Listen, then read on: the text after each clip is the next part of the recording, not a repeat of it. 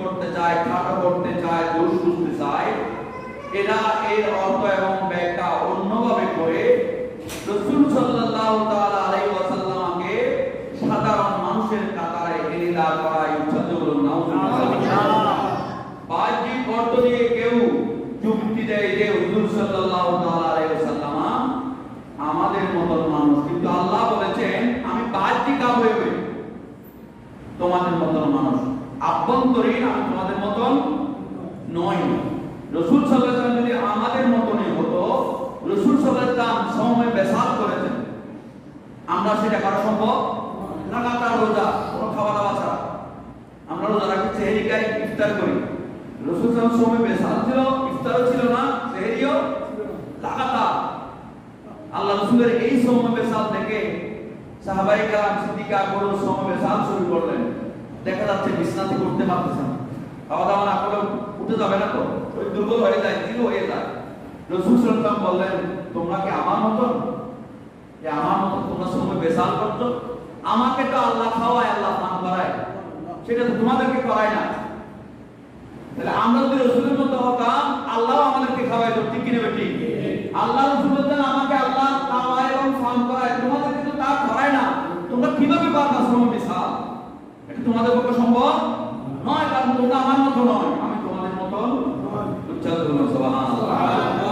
এই আয়াত কারিমা 60টি দিক হতে ব্যাখ্যা করতে হবে, 60টা দিক আয়াত কারিমার, 60টা দিক 60টা অংশে বুঝতে হবে, তাহলে আয়াত কারিমার কিছু বুঝে আসতে পারে যদি আল্লাহ রহমত করেন।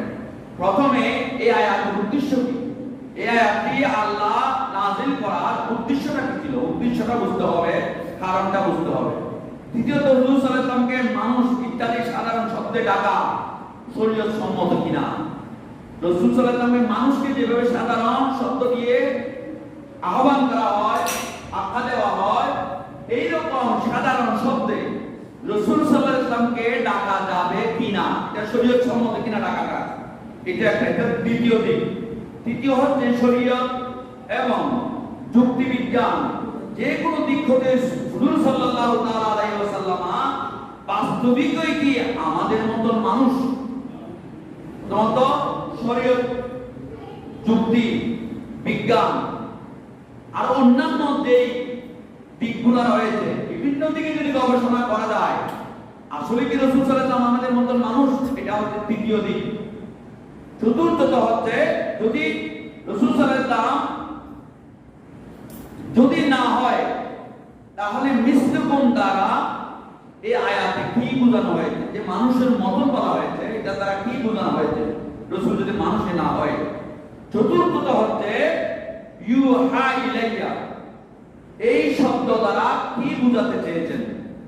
4টা দিক পর্যালোচনা করলে এই আয়াতের সারমর্ম, মূল কথাটা বুঝে আসবে কিছুটা, যদি আল্লাহ রহমত করে। আল্লাহ যেন আমাদেরকে রহম করে, গরম করে এই আয়াতের সঠিক অর্থ ব্যাখ্যা যেন বুঝে আমরা আমল করতে পারি। আল্লাহ আমাদেরকে তৌফিক দিন, সবাই বলুন আমিন। আসুন সর্বপ্রথম আমরা জানবো এই আয়াতের উদ্দেশ্যটা কি। আয়াতের উদ্দেশ্য সর্বপ্রথম বলবো, হযরত ঈসা আলাইহিস সালাম আল্লাহর পক্ষ থেকে শুধুমাত্র 2টা মুজিজা পেয়েছিলেন। কয়টা? 2টা মুজিজা পেয়েছিলেন। যে মুজিজা, এই 2টা মুজিজা থেকে ওই যুগের মানুষেরা ঈসা আলাইহিস সালামকে কি বলেছেন? আল্লাহর পুত্র বলেছেন। মৃতকে জীবিত করা, রোগীকে সুস্থ করা। মৃত ব্যক্তি ঈসা আলাইহিস সালাম ডাক দিলে, হাত দিলে মৃত ব্যক্তি জীবিত হয়ে যেত। জটিল করে রোগী একেবারে মৃত্যু সজ্জায়, এমন রোগীর গায়ে হাত দিলে ঈসা আলাইহিস সালামের জবানে বললে একেবারে সুস্থ, অসুস্থহীন, একেবারে নিখুঁত একজন সুঠাম যুবকের মতন শক্তিশালী একজন মানুষ হয়ে যেত, মুমূর্ষ ব্যক্তি পর্যন্ত। এই 2টি মুজিজা দেখে ঈসা আলাইহিস সালামকে ওই যুগের মানুষেরা কি বলল? আল্লাহর পুত্র। বলে এটা আল্লাহর পুত্র, আল্লাহর সন্তান, এই জন্য ইনার দ্বারা এটা সম্ভব নয়, সম্ভব হতো না।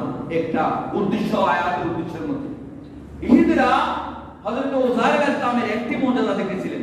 হযরত উযাইর আলাইহিস সালাম একজন পয়গম্বর, তিনি ইহুদিদের নবী ছিলেন। তার মুজিজা ছিল একটা, কয়টা? একটা। এই একটা মুজিজা কি, তিনি 100 বছর ঘুমিয়েছিলেন। দয়াল ইসলাম একদিন কবরস্থানের দিকে যাচ্ছিলেন, দেখতেছে কবরের ভিতর মানুষ দাফন করা আছে। চিন্তা করলেন এইখানে তো কবরস্থান, এটা অনেক বছর আগে, 17 বছর আগে, এরা তো মাটির সাথে মিশে গেছে অনেক মানুষ। হ্যাঁ, এই মানুষদেরকে যে আল্লাহ কিয়ামতের ময়দানে তুলবে, কিভাবে উঠবে এখান থেকে? বোঝাইতাম নবীগণের চিন্তা, নবুয়তি চিন্তা, কিভাবে উঠবে এখানে? এগুলো তো শত শত হাজার হাজার বছর আগের দাফনকৃত। হ্যাঁ, এদেরকে এরা মাটির সাথে বালির সাথে মিশে গেছে। তো আল্লাহ যখন কিয়ামতের ময়দানে ডাক দিবে, এরা কিভাবে উঠবে? বোঝাইতাম চিন্তা করতেছেন কিভাবে হতে পারে এটা, আল্লাহ কুদরতি কিভাবে করবে? নবুয়তি চিন্তা। এই চিন্তা করতে করতে উজার ইসলাম একটা গাছের নিচে বসে চিন্তা করছিলেন গভীরভাবে। চিন্তার মধ্যে তার ঘুম আসে গেছে। কি আসে গেছে? এই ঘুমে কতদিন ছিল? 100 বছর। আল্লাহ ওই উজার ইসলামের যে প্রশ্নটা নিজে নিজে করেছিলেন, ওই প্রশ্নের জবাব দেওয়ার জন্য আল্লাহ উজার ইসলামের এই ঘটনাটা ঘটিয়েছেন। এক ঘুমে 100 বছর এই জায়গায়।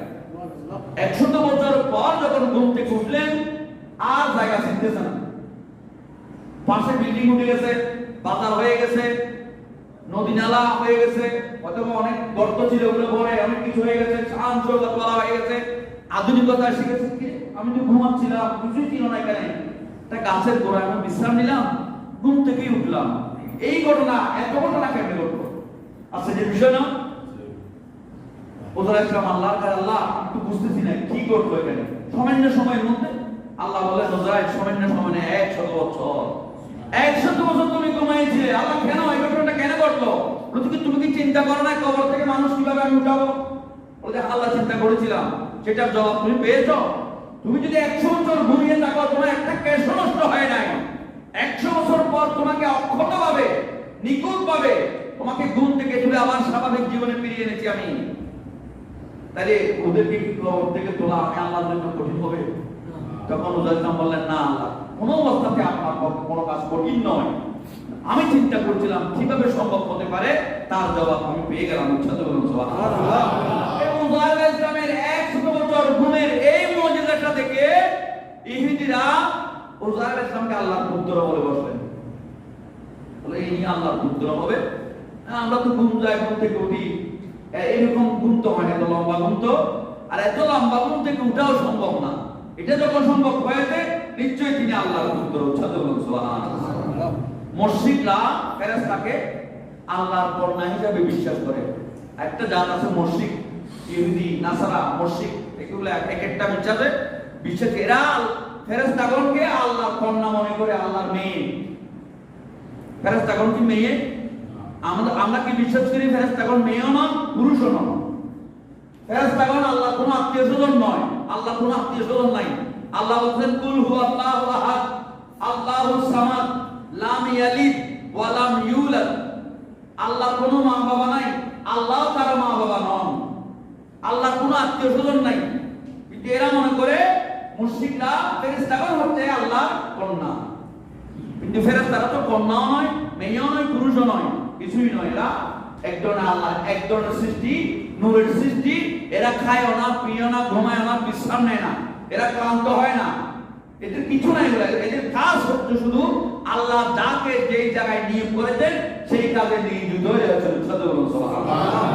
এটা হচ্ছে আমরা মুসলমানদের বিশ্বাস। মুশরিকদের বিশ্বাস ফেরেশতাগণ কি নূরের তৈরি যখন, তারা হচ্ছে আল্লাহর কন্যা। আমরা যে আল্লাহর রাসূলকে নূর বলছি, রাসূল সাল্লাল্লাহু আলাইহি ওয়াসাল্লাম এসে আমাদেরকে এটা বলতেছেন কেন? ওই আয়াতের উদ্দেশ্য বলা হচ্ছে এখানে। ফেরেশতাগণকে নূর বলা হয় এই জন্য, মুশরিকরা বলছে আল্লাহর কন্যা, আল্লাহর মেয়ে। কেউ কেউ আবার জিন এবং আল্লাহর মধ্যে আত্মীয়তার সম্পর্ক জুড়ে দিয়েছে। পৃথিবীর মধ্যে আবার অনেক বিশ্বাসী আছে, জিন একটা জাত আছে, জিন এবং আল্লাহর সাথে নাকি আত্মীয়তার সম্পর্ক আছে, এই জন্য জিন অদৃশ্য। অনেক বিশ্বাসী আছে পৃথিবীতে, অনেক ধরনের বিশ্বাসী আছে। আপনারা যখন বিদেশ যাবেন, আরব কান্ট্রিতে যাবেন, বিভিন্ন কান্ট্রিতে যাবেন, দেখবেন বিশেষ করে মক্কা মদিনা গেলে, মদিনা শরীফে গেলে দেখা যায় কারণ সেখানে সমস্ত পৃথিবীর মানুষরা আছে। পৃথিবীর মানুষদের এক এক জায়গার মানুষদের এক এক কালচার, বলার কালচার, করার কালচার, চলার কালচার, খাওয়ার কালচার ভিন্ন রকমের। এগুলা বিভিন্ন প্রকারের, বিভিন্ন জাতের, বিভিন্ন দেশের মানুষের সাথে না মিশলে আপনি বুঝবেন না। অনুরূপ ভাবে পৃথিবীর জমিনে বিভিন্ন বিশ্বাসী মানুষ রয়েছে, এরা বিশ্বাস করে জিন হচ্ছেন আল্লাহর নিকটতম আত্মীয়। এই জন্য জিনকে দেখা যায় না, কিন্তু জিন আমাদের সাথে আছে, কাজকর্ম করে যাচ্ছে। নাউযুবিল্লাহ। বস্তুত মূর্খরা নবীগণের সুন্দর সুন্দর, যাদের কাছে জ্ঞান নাই, বিবেক নাই, বুদ্ধি নাই, নবীর সম্মান বুঝার মতন শক্তি যারা অর্জন করে না, আল্লাহর কাছে ফরিয়াদ জানা নাই বুঝার জন্য, তারা নবীগণের মুজিজা দেখে তাদেরকে তাদের মর্যাদা নিরূপণে সীমা লঙ্ঘন করলো। লঙ্ঘন করে কেউ আল্লাহর পুত্র বলে বসলো, আল্লাহর আত্মীয় বলে বসলো, আল্লাহর কন্যা বলে বসলো, আল্লাহর সাথে নিকটতম আত্মীয়তার সম্পর্ক আছে বলে এরকম মন্তব্য করে বসলো। এগুলো হচ্ছে জ্ঞানহীনতার পরিচয়। উচ্চারণ করুন নাউযুবিল্লাহ।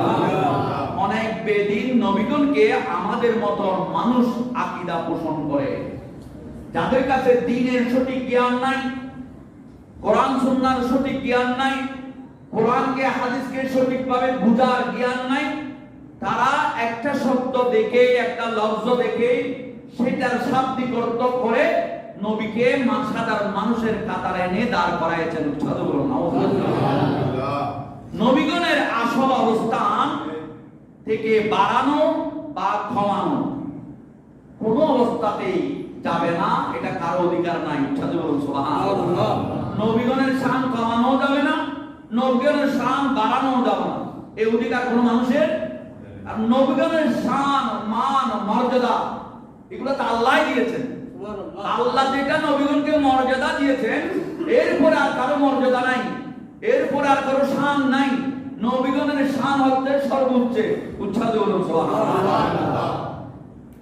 অতীতের কওমেরা, অন্যান্য নবীগণের কওমেরা, উম্মতেরা নবীগণের দুই একটি মুজিজা দেখে আল্লাহর পুত্র বলে বসলো, কিন্তু আমার প্রিয় নবী সাল্লাল্লাহু তাআলা আলাইহি ওয়াসাল্লামের মুজিজা হচ্ছে অসীম। উচ্চারণ করুন সুবহানাল্লাহ। যেমন কোন কোন নবীর কাছে জিবরাইল আলাইহিস সালাম আসছেন 5 বার, 8 বার, 10 বার, 20 বার, 25 বার, এরকম 100 বার, কয়েকশো বার। আমার নবীর কাছে জিবরাইল আলাইহিস সালাম 23 বছরে 24,000 বার এসেছেন। কয় হাজার? 24,000 বার আমার রাসূলের কাছে জিবরাইল আলাইহিস সালামের আগমন ঘটেছে। সুবহানাল্লাহ। অন্যান্য নবীগণের কাছে সর্বোচ্চ কয়েকশো বার, আমার নবীর কাছে 23 বছরে 24,000 বার।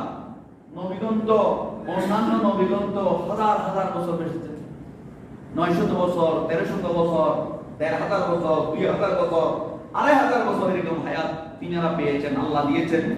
কিন্তু এরপরে এত হাজার বছর, শত বছর বাঁচা সত্ত্বেও তাদের কাছে এসেছেন কয়েকবার, শুধুমাত্র কয়েক দশক বার, কয়েক শতবার। আমার নবীর কাছে 23 বছরে 24,000 বার। এটাও তো আমার রাসূলের একটা শান, এটাও রাসূলের শান। রাসূলের এই শান দেখলে অন্যান্য নবীর দুই একটা মুজিজা দেখেছেন, মাত্র একটা মুজিজা দেখেছেন, নবীকে আল্লাহর পুত্র বলে বলছেন। আমার নবীর এই শান দেখে কোন নবীকে কি মন্তব্য করবে? এই জন্য এই আয়াতটার উদ্দেশ্য হচ্ছে এটাই। আল্লাহ রাসূল শুধু এটা নয়, আল্লাহ রাসূলের আরো মুজিজা দেখুন। আল্লাহ রাসূল যুদ্ধের মধ্যে সাহাবায়ে কেরাম গেলেন, যুদ্ধে দেখা যাচ্ছে পানির অভাব। আমাদের মতো নেটক থেকে থেকে পুকুরে পানি, নদীর পানি, টেপের পানি যে আমরা এত সহজে পাচ্ছি, এটা অনেক বড় নিয়ামত। এই পানিগুলা আমরা মিসইউজ করতেছি, অপব্যবহার করতেছি। খবরদার, পানি নষ্ট করবেন না, পানি মিসইউজ করবেন না, যতটুকু প্রয়োজন হয় এতটুকু ব্যবহার করবেন। পানি তার, আমি মনে করতেন ডিউটি বেলা পানি উঠতেছে, অটোমেটিক উঠতেছে, খরচ করি ছাড়া তার সমস্যা নাই। অবশ্যই সমস্যা আছে, গভীর জায়গায় পানি কমে গেলে অন্য জায়গায় মানুষেরা পানি পাবে না। এটা আমি এখানে নষ্ট করতেছি বলে অন্য জায়গায় মানুষ পানি নষ্ট পাবে, এই জন্য পানি নষ্ট করবে না। অনেক বিশাল নিয়ামত পানি। পানির নিয়ামত কত বড় নিয়ামত, এটা আপনি বিদেশে যদি আর কান্ট্রিতে অবস্থান করেন তারপর দেখবেন ওখানে পানি কিনে ব্যবহার করতে হয়। এক বন্ধা পানি আপনি বাথরুমে নিয়ে যাবেন, এটা কিনে পানি, এটা আপনার পুকুরের পানি নয়, নদীর পানি নয়। নদীর পানি ব্যবহার করতে পারবেন না আপনি। যাও, এগুলা নিয়ামত। যুদ্ধে যখন গেলেন সাহাবায়ে কেরাম পানির অভাবে পড়লেন, ইয়া রাসূলুল্লাহ পানি তো নাই, ওযুর পানিও নাই, খাবার পানিও নাই, কি করবো এখন? ওযু তো তাইমুম করে করা যাবে, পানি না থাকলে অপশন আছে শরীয়তে। পানি যদি না পান আপনি তাইমুম করতে পারেন, তাইমুম করে আপনি পবিত্রতা অর্জন করতে পারেন। কিন্তু পানি তো খেতে হবে, বালি তো আর খাওয়া যাবে না। বাতাস খেয়ে তো মানুষ কাছে দেখতে পারবে না, ঠিক কিনা? পানি খেতে হবে। ইয়া রাসূলুল্লাহ খাওয়ার পানি না কি করব, যুদ্ধ কিভাবে করব? পানি তো খাওয়া লাগবে, পান করা লাগবে, পানির ব্যবস্থা করে দিন। আল্লাহ রাসূল তোমরা চিন্তিত হইও না, তোমাদের মশক সবগুলা নিয়ে তৈরি থাকো। রাসূল সাল্লাল্লাহু আলাইহি ওয়াসাল্লাম হাত মুবারকের আঙ্গুলি মুবারকগুলো এক জায়গায় করে এরকম জবান থেকে যখন এইভাবে ধরলেন, পানির ঝর্ণা যেভাবে করে পানি পড়া শুরু করে দিলেন। শত শত সাহাবায়ে কেরামগণ নিজের তৃষ্ণা মিটিয়ে পানি পান করেছেন, তাদের উট ঘোড়া দুব্বাকে পান করিয়েছেন, মশকের মধ্যে পানি ভর্তি করেছেন। ইয়া রাসূলুল্লাহ বাস আর লাগবে না, উচ্চারণ করুন সুবহানাল্লাহ। একেবারে সন্তুষ্ট চিত্তে পানি পান করে স্টপ করে বাস বলেছেন। একেবারে মরুভূমির মধ্যে যেখানে পানির ফোঁটাও ছিল না, এটা হচ্ছে আল্লাহ রাসূলের মুজিজা। উচ্চারণ করুন সুবহানাল্লাহ। সূর্য ডুবে গেছে, সেই রোদা আলীর কোলের মধ্যে আল্লাহ রাসূল আরাম করতেছেন। এখন সূর্য ডুবে যাচ্ছে, আলীর চোখে পানি পড়তেছে। কি রে, জীবনে আমি নামাজ কাজা করিনি, আজকে কি আমার নামাজ চলে যাবে? আজকে কি আমার নামাজ চলে যাবে? নামাজ পড়তে গেলে তো আমার রাসূলকে কষ্ট দিতে হবে, রাসূলকে তুলে দিতে হবে। আমি রাসূলকে কিভাবে তুলে দিব, আমার নামাজও কিভাবে ছাড়বো? দুই জায়গায় না, এদিকে রাসূল, এদিকে আল্লাহ। এদিকে আল্লাহর ইবাদত, এদিকে রাসূলের ইবাদত। কোনটার চেয়ে কোনটা কম নয়। রাসূল কষ্ট পেলে আল্লাহ কষ্ট পাবে, আমরা আল্লাহ কষ্ট পেলেও রাসূল কষ্ট পাবে। কারণ কাকে বাঁচাবো, কাকে কি করবো, দুইজনকে তো পাচ্ছি না। এই ইতস্ততায় শেরে খুদা আলী রাদিয়াল্লাহু তাআলা চিন্তায় পড়ে গেলেন। রাসূল সাল্লাল্লাহু আলাইহি ওয়াসাল্লাম আরাম করতেছেন, ওদিকে সূর্য অস্ত গিয়েছে। উচ্চারণ করুন না সুবহানাল্লাহ। এখন হযরত আলী রাদিয়াল্লাহু তাআলা ছটফটানি আল্লাহ রাসূল বুঝতে পারলেন, আলী কি হয়েছে তোমার, এত ছটফটাচ্ছ কেন? ইয়া রাসূলুল্লাহ আমি আসরের নামাজ পড়িনি। আসর নামাজ পড়ো নাই? কি হয়েছে, পড়বা নামাজ? ইয়া রাসূলুল্লাহ অবশ্যই। যদি কাল কিয়ামতের ময়দানে আল্লাহ জিজ্ঞেস করে, আলী তুমি আসরের নামাজ পড়ো নাই কেন? ইয়া রাসূলুল্লাহ আমার জন্য আপনার সামনে আপনাকেও, আপনি লজ্জিত হবেন, আমি লজ্জিত হব, আমার আপনার উম্মতেরও লজ্জিত হবে, আমার শুধুমাত্র নামাজ ত্যাগের জন্য। ইয়া রাসূলুল্লাহ আমি চাই না আমার জন্য কেউ লজ্জিত হোক, শর্মিন্দা হোক। আমি ইতস্ততায় করি, আমি নামাজ আদায় করব। ওদের নামাজ আদায় করি। আর সূর্য তো ডুবে গেছে, কাজা হয়ে গেছে, কিভাবে আদায় করব? না আলী, তোমার নামাজ কাজা হয়েছে আমাকে তাজিম করেছে বলে, আমাকে ভালোবেসেছে বলে, আমাকে প্রাধান্য দিয়েছে বলে। আমি রাসূলের যে তাজিম করবে, সম্মান করবে, ইজ্জত করবে, আমার মাকাম যে বুঝতে পারবে, তার জন্য কোনো কাজা নামাজ থাকবে না। তুমি অক্ত মোতাবেক নামাজ পড়বা, সূর্য উঠে যাবে। উচ্চারণ করুন না সুবহানাল্লাহ। আল্লাহ রাসূল শাহাদাত আঙ্গুল ইশারা দিল, যতটুকু ইশারা দিল অতটুক সূর্য উঠে অপেক্ষমান রইলেন। উচ্চারণ করুন সুবহানাল্লাহ। সারা পৃথিবীর মানুষ পশু পাখি ছ্যাম করে উঠলো যে কি কিয়ামত হয়ে যাচ্ছে না। কিয়ামতের একটা আলামত হচ্ছে সূর্য কোন দিকে উঠবে, পশ্চিম দিকে উঠবে। আজীবন সূর্য উঠবে পূর্ব দিকে, পশ্চিম দিকে অস্ত যাবে। কিন্তু কিয়ামত যখন ঘনায় আসবে, কিয়ামতের লাস্ট আলামত হচ্ছে পশ্চিম দিকে সূর্য উদয় হবে। সবাই বলতেছে কিয়ামত হয়ে যাচ্ছে মনে হয়। আমার রাসূল বলেন কিয়ামত নয়, এটা আমি রাসূলের মুজিজা। এগুলা কিন্তু যেন মুজিজা নয়, এগুলা ব্যাপক, এগুলোর মধ্যে অনেক কথা রয়েছে। আমি শর্টকাটে বলতে রাসূল সাল্লাল্লাহু আলাইহি ওয়াসাল্লামের মুজিজাগুলো একটু কোট করতেছি।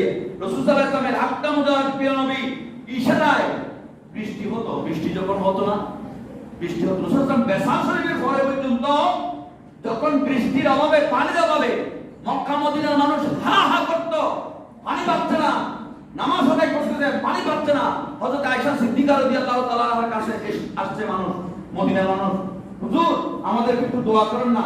আল্লাহ রাসূলের দরবারে আসতাম, আল্লাহ রাসূল একটু উপরের দিকে তাকাতো আর বৃষ্টি নামতো, এরকম বৃষ্টি নামতো। এখন কার কাছে যাব? আপনার কাছে এসেছি, আপনি তো উম্মাহাতুল মুমিনিন, আপনি একটু রাসূলের দরবারে গিয়ে একটু দোয়া করেন না আমাদের জন্য, বৃষ্টির জন্য। উম্মাহাতুল মুমিনিন বলতেন, যাও তোমরা রাসূল সাল্লাল্লাহু আলাইহি ওয়াসাল্লামের মাজারের উপরে, গম্বুজের উপরে একটা জানালা আছে, এটা কি আছে? গম্বুজের উপরে একটা কি আছে? গম্বুজের উপরে সাইডে একটা জানালা আছে, ওই জানালাটা একটু এইভাবে খুলে দাও, জানালাটা খুলে দাও। দরজাটা যখন খুলে দিবে দেখবা বৃষ্টি নামবে। উচ্চারণ করুন সুবহানাল্লাহ। হযরত আয়েশা সিদ্দিকা রাদিয়াল্লাহু তাআলার কথা শুনে সাহাবায়ে কেরামগণ তখন ওই গম্ভীরের জানালাটা খুলে দিতে দেরি, বৃষ্টির দেরি, বৃষ্টির দেরি নাই, এমন ভাবে বৃষ্টি পড়তেছে মদিনার মধ্যে একেবারে বন্যা হয়ে যাওয়ার অবস্থা। আবার তোমরা আপনি মদিনাবাসী ওদের একটু দোয়া করেন যাতে বৃষ্টি বন্ধ হয়ে যায়। আয়েশা সিদ্দিকা রাদিয়াল্লাহু তাআলা পরামর্শ দিলেন ওই জানালাটা বন্ধ করে দাও। যখন গম্ভীরের জানালাটা বন্ধ করে দিলেন সাথে সাথে বৃষ্টি বন্ধ হচ্ছে। বলুন সুবহানাল্লাহ। এগুলা কিন্তু জেনে তো মুজিজা নয়, বিশাল বিশাল মুজিজা, বিশাল ব্যাপক অর্থবহ কথা রয়েছে এখানে। আমি শর্টকাটে কোট করতেছি। এখানে রাসূল সাল্লাল্লাহু তাআলা আলাইহি ওয়াসাল্লামের ইশারায় বৃষ্টি শুরু হয়েছে, নবী সাল্লাল্লাহু আলাইহি ওয়াসাল্লাম আবার ইশারায় বৃষ্টি বন্ধ হয়েছে, রাসূল সাল্লাল্লাহু আলাইহি ওয়াসাল্লামের ইশারায় চাঁদ দ্বিখণ্ডিত হয়েছে। এগুলো বিশাল বিশাল কথা। কিন্তু এরকম একটা দুটো না, অনেক। প্রিয় নবী সাল্লাল্লাহু আলাইহি ওয়াসাল্লামের ইশারায় দুটি গাছ একত্রিত হয়েছে।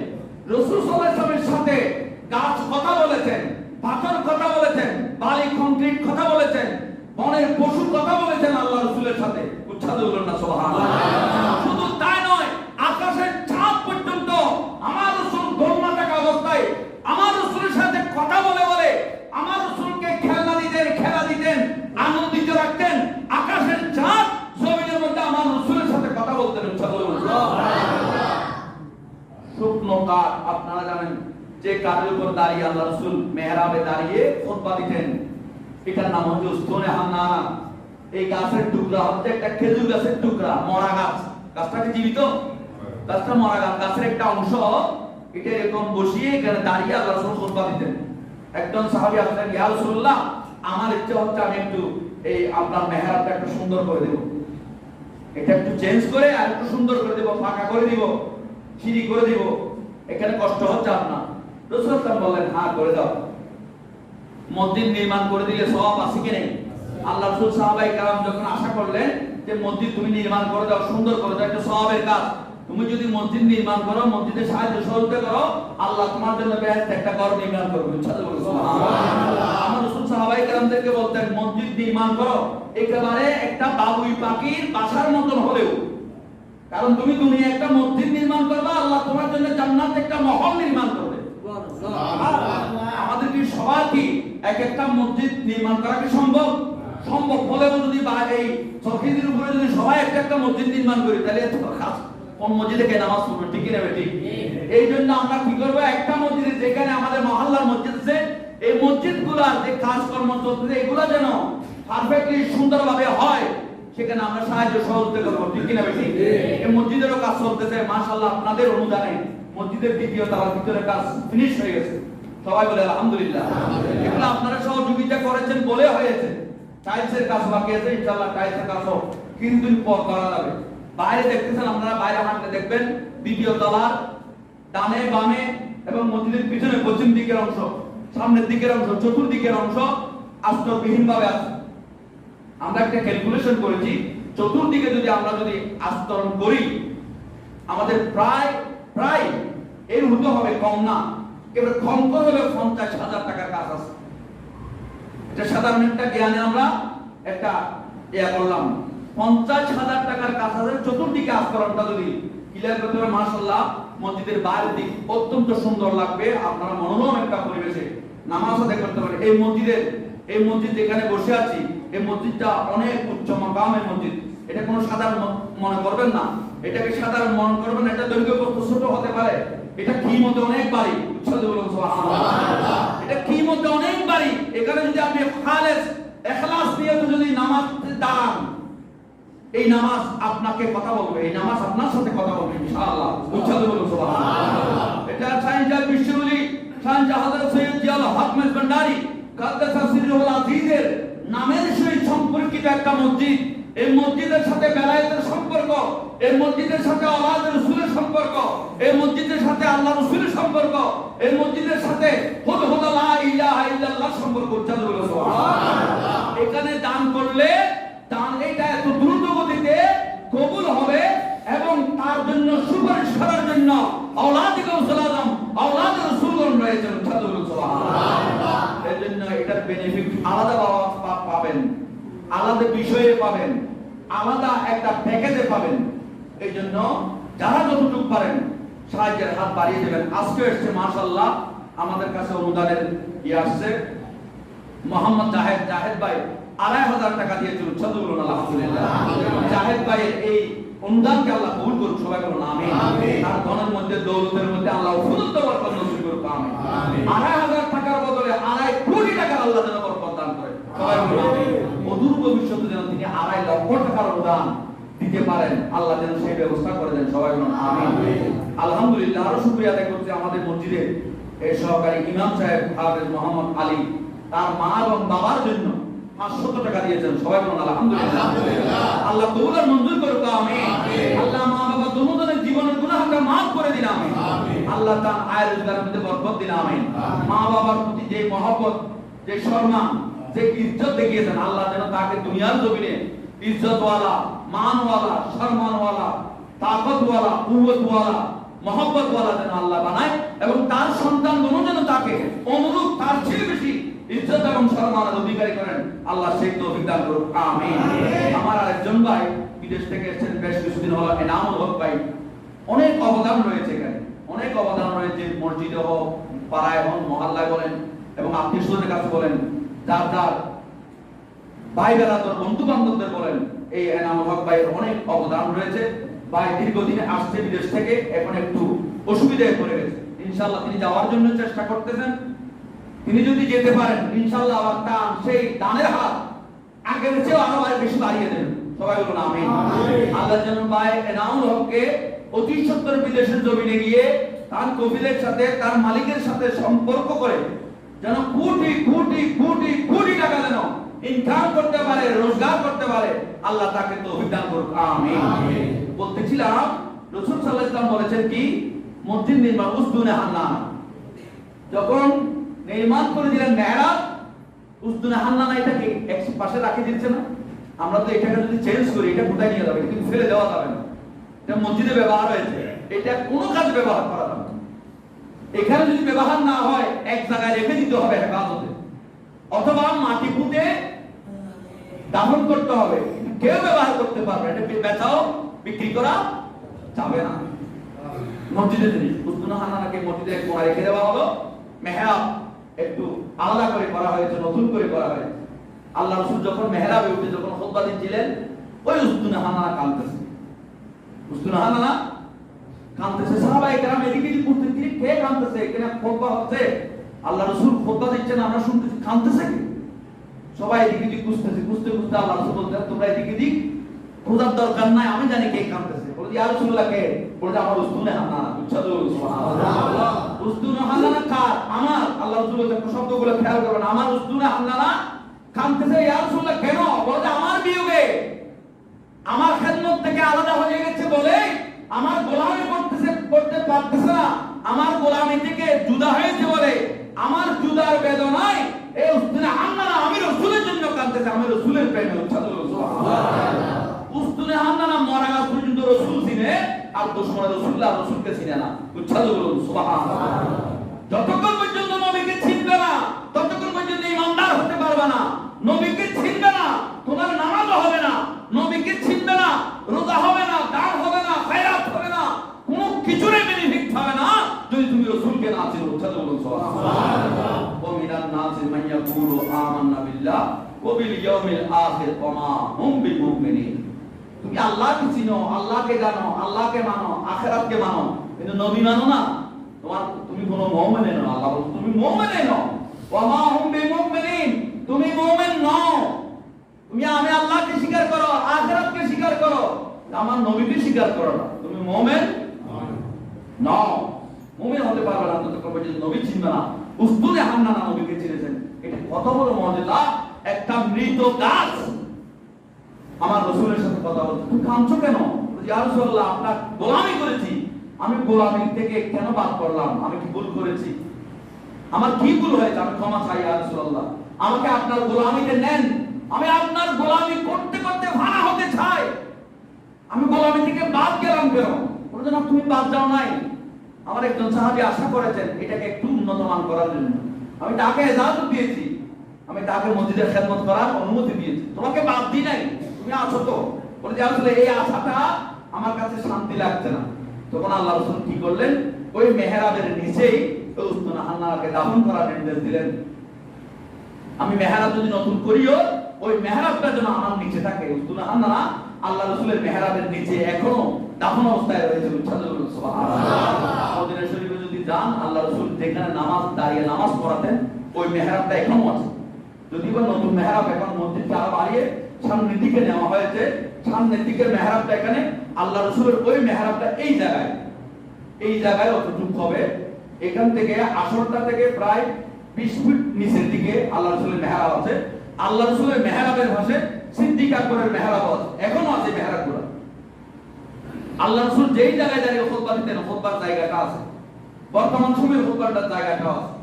হযরত বেলাল রাদিয়াল্লাহু তাআলা যে জায়গায় দাঁড়িয়ে আযান দিতেন ওই জায়গাটাও নির্দিষ্ট করা আছে। চিনতে হবে আপনাকে, এমনি করে চিনবেন না, কেউ চিনাই না। এগুলো জান্নাতের অংশের মধ্যে, এটাকে জান্নাতের টুকরা বলা হয়। এখানে সাদা কার্পেট আছে, অন্যান্য কার্পেট সবগুলো লাল, কিন্তু জান্নাতের টুকরা কার্পেটগুলো সাদা। ওই সাদা কার্পেটের মধ্যে এগুলো আছে, আপনাকে চিনতে হবে। এখানে অনেকে আরজু করে 2 রাকাত নামাজ আদায় করেন, সাদুল্লাহ আলহামদুলিল্লাহ। নূরে হান্নানা আল্লাহ রাসূলের আশিক ছিলেন, আল্লাহ রাসূল তাকে মর্যাদা দিয়েছেন, সম্মান দিয়েছেন। আমার রাসূলের মেহরাবের নিচে তাকে দাফন করে রাখা হয়েছে। সুবহানাল্লাহ।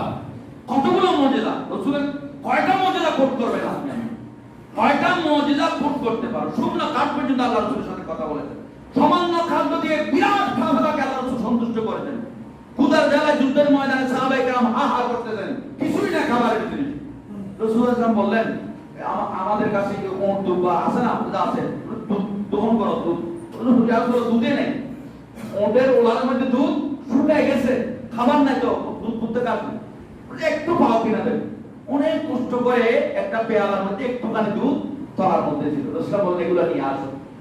রাসূল সাল্লাল্লাহু আলাইহি ওয়াসাল্লাম বিসমিল্লাহ করে জবানটা লাগিয়ে দিলেন, বললেন সবাই খাও। সবাইকে ডান সাইড থেকে বললেন তুমি খাও, উদর ভর্তি করে পেট করে খাও। খাওয়ার সময় একটা কথা বলবো, বিসমিল্লাহ। সুবহানাল্লাহ। খাওয়ার সময় কি বলতে হয়? বিসমিল্লাহ বলতে হয়। খাওয়ার পরে কি করতে হয়? আলহামদুলিল্লাহ বলতে হয়, ঠিক কি না? বিসমিল্লাহ বললে আপনার খাবারের মধ্যে বরকত হবে। খাবারের মধ্যে কি হবে? একটা ফলোয়ারের কথা শুনেন নাই, যিনি হযরত নূহ আলাইহিস সালামের কিস্তি কাট কেটেছিল। তিনি বলছিলেন আমার বেতন তো অনেক, এগুলো দরকার না, আমি একজন আল্লাহর নবী, আমি আপনার কাছে এক বেলা খাবার চাই, এক বেলা খাবার চাই, আপনার আমি এই কাজটা করে দেব। আমার পেট করে এক বেলা খাবার খাওয়াই দেবো। নূহ আলাইহিস সালাম বললেন সময় নেব, অবশ্যই কি দিব। আর ওই ফলন দেয় বেশি খাবার খায়। নূহ আলাইহিস সালাম এটা আন্দাজ করে নাই, বলে ঠিক আছে তোমাকে খাও। যখন খেতে বললো কয়েক হাজার রুটিও তার হচ্ছে না, খাবারের ফাহাদ দিল, কোথায় চলে যায়, বললো আরো দাও। নূহ আলাইহিস সালাম বলে এটা কি কি ধরছো নাকি, খাবার এগুলো যায় কোথায়? আল্লাহ বলে নূহ তুমি তার পেট যদি ভরাইতে চাও একটা কৌশল করো, আমার নাম নিয়ে বলো। সুবহানাল্লাহ। রুটি দাও, তাকে বলবা বিসমিল্লাহ বলে খেতে। বিসমিল্লাহ বলে যখন একটা রুটি নিয়ে, যেগুলো ছিল সেই যুগে, সেটা দিয়ে যখন খাচ্ছে বিসমিল্লাহ, দেড়টা রুটি থেকে দুটো রুটি খেতে পারে নাই। সুবহানাল্লাহ। তার পেট ভরে গেছে, উদর করতে গেছে, ডেক করে শিখেছে, আলহামদুলিল্লাহ সময় এসে গেছে। বিসমিল্লাহ বলে খেলে আপনার খাবারে বরকত হবে, সামান্য খাবারে আপনি সন্তুষ্ট হবেন, এই খাবারে আপনার রোগ হবে না, এই খাবার আপনার জন্য সেবা হবে। সুবহানাল্লাহ। এবং খাবারের পর আলহামদুলিল্লাহ আল্লাহর দরবারে শুকরিয়া আদায় করবেন, পরবর্তীতে আল্লাহ আপনার রিজিকের মধ্যে বৃদ্ধি করে দেবেন। সুবহানাল্লাহ। আপনি কোনোদিন খাবারের মধ্যে অভাবে পড়বেন না, ক্ষুধায় যন্ত্রণায় থাকবেন না, আল্লাহ আপনার রিজিকের মধ্যে ফরাগতি দান করবেন।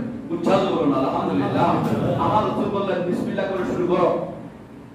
ফেয়ালাতুল একজন করে শত শত সাহাবায়ে কেরাম উদর ভর্তি করে খেয়েছেন। লাস্টে যখন আল্লাহ রাসূলের কাছে আসলো, দুধ যেই জায়গায় ছিল সেই জায়গায় আছে। সুবহানাল্লাহ। এত শত সাহাবায়ে কেরাম দুধ খেলেন এক পেয়ালা থেকে উদর ভর্তি করে, দুধের সামান্য অংশ। এটা কি বলবেন?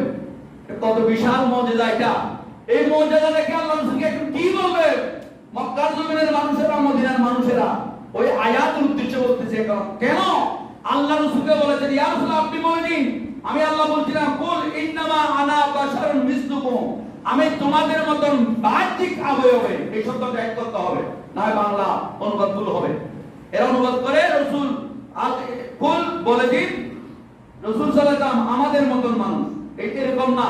ইয়া রাসূলুল্লাহ আপনি বলে দিন আমি বাহ্যিক অবয়বে তোমাদের মতন বাহ্যিক অবয়বে কভারেজ পরে মানুষ হয়েছি, ঠিক কিনা?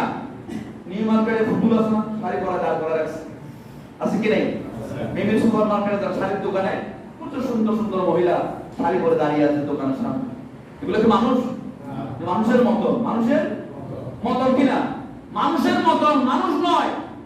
রাসূল তাম বাহ্যিক অবয়বে মানুষের মতন, কিন্তু মানুষ নয়।